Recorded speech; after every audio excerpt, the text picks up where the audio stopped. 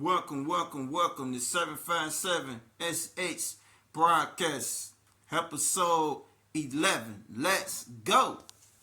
Now, today we're gonna be talking about the CBDC, y'all. The CBDC, just for a little bit, y'all. Just for a little bit. Now I know y'all saying, what do that mean? That means a central bank digital currency. Central bank digital currency. So let me read this paragraph about the CBDC, and it gonna explain more about a CBDC is a digital form of central bank money that is available to the general public. Central bank money refers to money that is a liberty of the central bank in the United States. There are currently two types of central bank money: physical currency issued by the Federal Reserve and digital bonds held by commercial banks at the Federal Reserve, while Americans have long held money in digital form. For example, bank accounts, payment apps, and through online transactions. A CBDC would bring change from existence digital money available to the general public, because a CBDC will be a liberty of the Federal Reserve, not a commercial bank.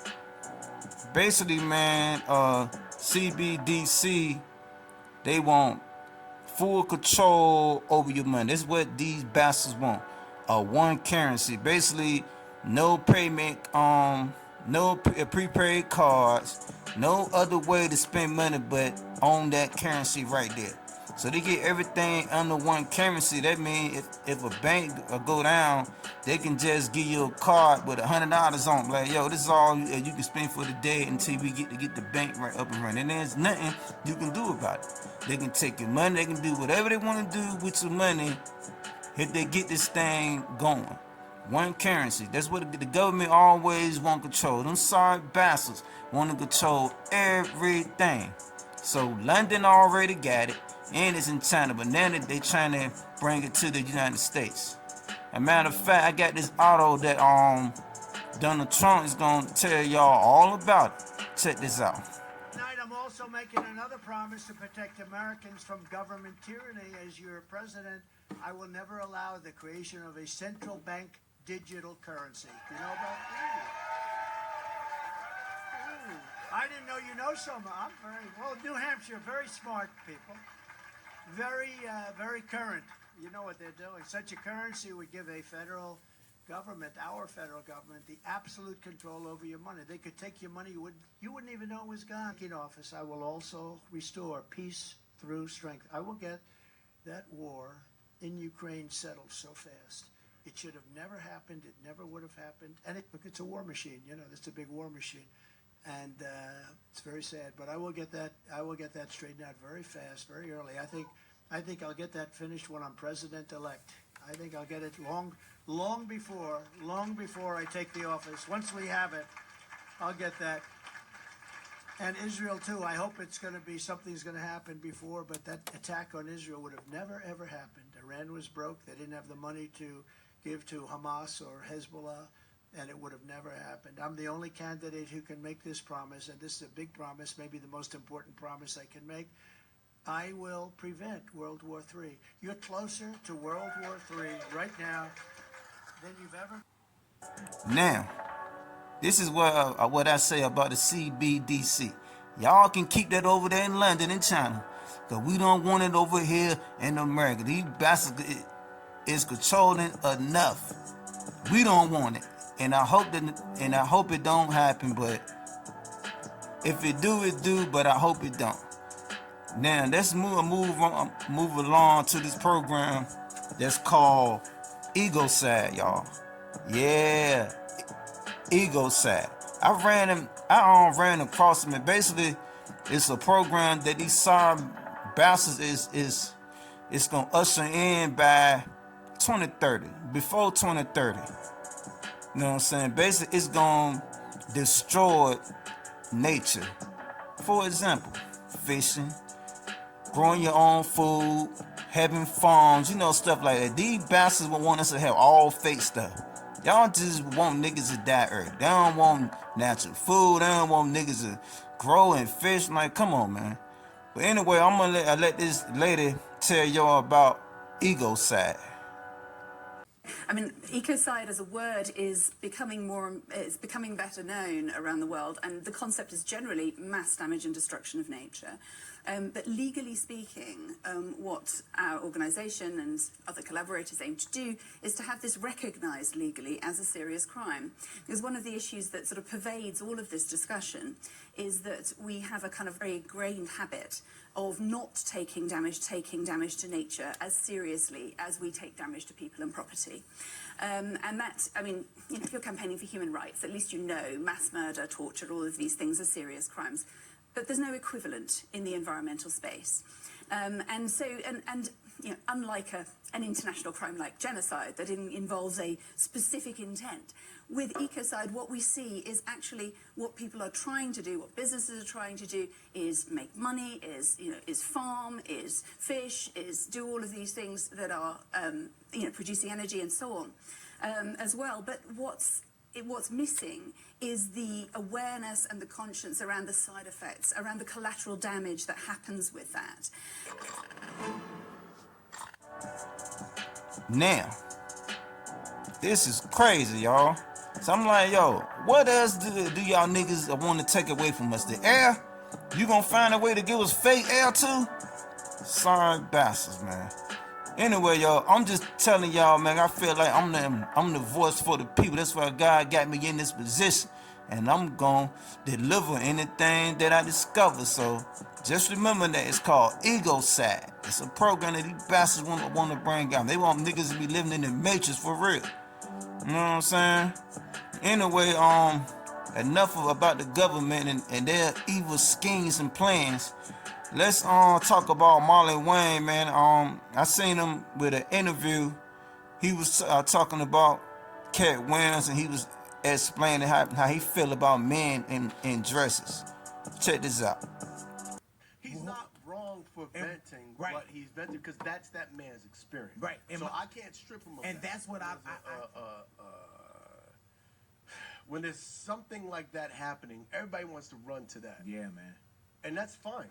And like I said, he's a funny dude. I known Cat since we, like back in the day. You know what I mean? Like we did a movie together, Behind the Smile, with my brother Damon. That he never put it out. But I remember Cat doing stand up back then. And he was funny. And then Damon put him on My Wife and Kids. Like my family. God. Pow pow. Right. That's Chinese. That's why people don't just be saying nonsense, because my family's love, right?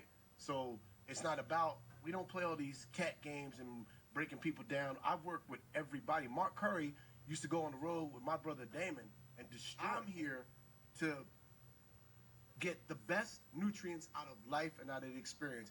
And I mean, and that's what we need to celebrate more. I'm tired of the rhetoric of, oh, you sell out in Hollywood because you wore a dress. Negro, I wore a dress. It's called White Chicks. You know what we did? We did a classic. Only black people sit there and go, man, our brothers wearing dresses. Oh, so white people, when they wear dresses, when Robin Williams wears a dress in Mrs. Doubtfire, he's brilliant. When Tom Hanks wears a dress in Bosom Buddies, oh, he's brilliant, right? When Dustin Hoffman wears a dress in Tootsie, he wins an Oscar.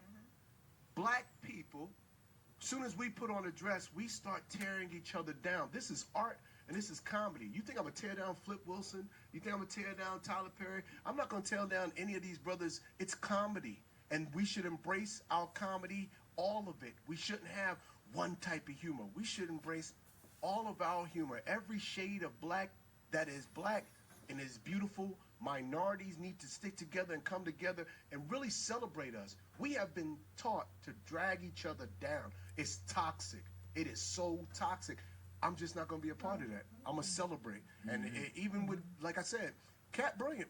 He a funny dude, man. He says crazy stuff about me, but I don't take it negative. One time he said, Marlon Wayans ain't a real comedian.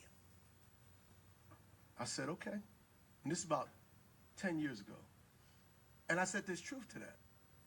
There's truth to that. Because I remember when I was doing Behind the Smile with Cat, and I wasn't doing stand-up comedy all the time, but I did it for the movie because as an actor, I always dive in, right? And he was like, hey, you should do it, man. You're funny, this and that. And he was like, I got material. You want me to? I said, no. If I do it, I write my own stuff.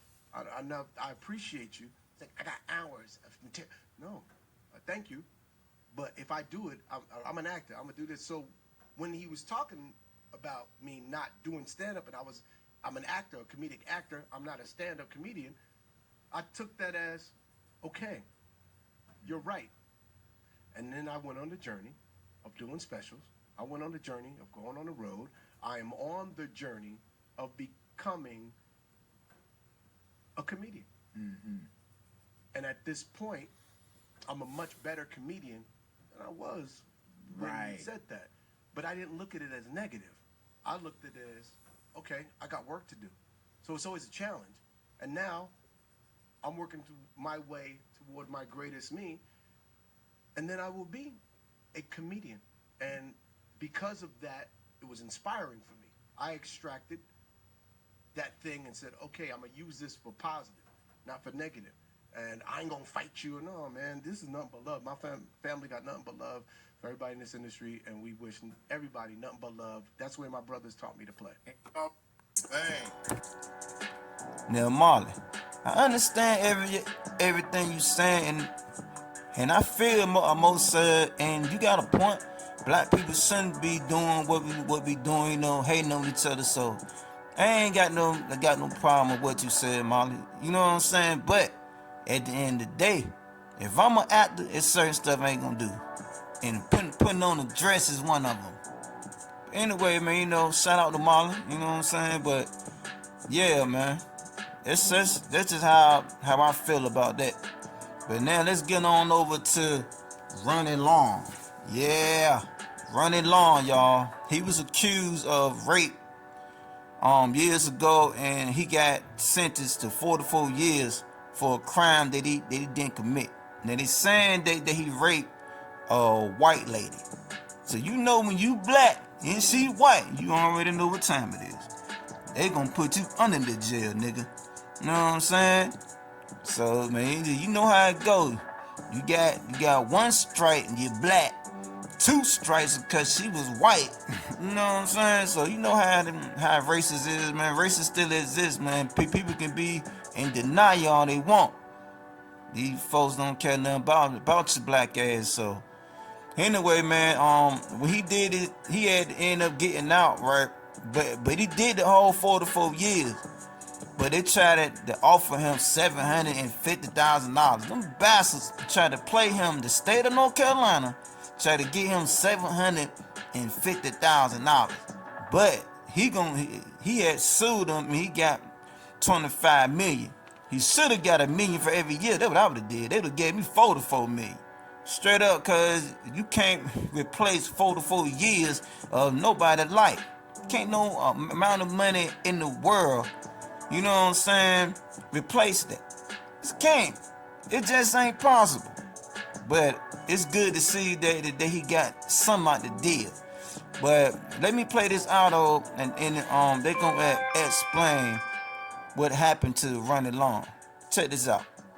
Began in May of 1976, when Long was accused of breaking into a home in Concord, North Carolina, and raping a 54-year-old white woman, Sarah Bost. Although there was no physical evidence tying Long to the crime, he was convicted by an all-white jury and given an 80-year sentence. I feel as though the criminal justice system here in this state failed me. After spending nearly 30 years in prison, that Long learned that Concord police investigators had tested more than a dozen pieces of evidence and had hidden the results. That evidence, as Attorney Lau described in an interview last month, supported Long's innocence. Did the defense at trial know that there were 43 fingerprints found at the crime scene that didn't match Ronnie Long? They did not. Did the defense will have to pay out a record civil settlement for its part in wrongfully convicting Ronnie Long. You'll remember Long spent 44 years in prison for a rape he did not commit after detectives and prosecutors hid evidence that could have proven his innocence.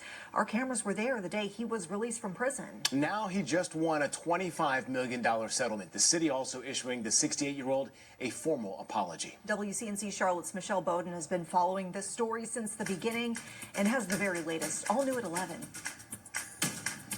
This is the biggest settlement in North Carolina's history for a wrongful conviction, one of the biggest ever in the U.S., but Long says it's the apology, something that's very rare in these cases that means so much. It has been a long time coming. Ronnie is relieved. He is relieved that finally there is a public recognition and an apology of what was done to him and his family. Ronnie Long was just 20 years old and living in Concord when, as a young black man, he was accused of raping a prominent white woman. Police built a bogus case, lying on the stand, hiding evidence that proved his innocence, and tampering with the jury. Not only did law enforcement officers lie, but prosecutors were engaged in an active campaign to ensure that despite the evidence of Ronnie's innocence, he remained incarcerated all these years, well past the time it was obvious that they had a wrongful conviction. In August of 2020, Long was exonerated and freed after 44 years in prison for a crime he didn't commit. The governor pardoned him and the state compensated him just $750,000. He told us then it wasn't nearly enough. North Carolina intentionally put me in the penitentiary. And you tell me $750,000? It worth 44 years of my life? Long filed a civil suit last year, and now the city of Concord is paying up with a record-setting $22 million settlement and an apology. Here, the city of Concord really owned up to the past misdeeds of city employees, which is really remarkable. I don't know of any other case where a municipality has issued such an apology as part of a civil settlement. As part of the settlement, the city of Concord, quote, acknowledges and accepts responsibility for the significant errors in judgment and willful misconduct by previous city employees that led to Long's wrongful conviction and imprisonment. The State Bureau of Investigation is also paying out $3 million, making the $25 million settlement the biggest in North Carolina's history for a wrongful conviction. I think the message it sends is that both the city and the State Bureau of Investigation recognized that there was significant harm done here. And although money can't fix it, I think symbolically, when it's a large number like this one, I think that sends an equal message of apology. Does the number sort of indicate how egregious the case was? I think it's a big indicator of how egregious this case was. We're told Long should actually have a check in hand this week. I got a little auto from Ronnie Long, and he gonna be talking about how he felt about the situation. But $750,000 ain't what I would call compensation for 44 years of a man's life that was intentionally put in the penitentiary. My dad died. Last thing my sister said my daddy said, till when I tried, till when I did all I could to get him out. My mother died 30 days before I got out.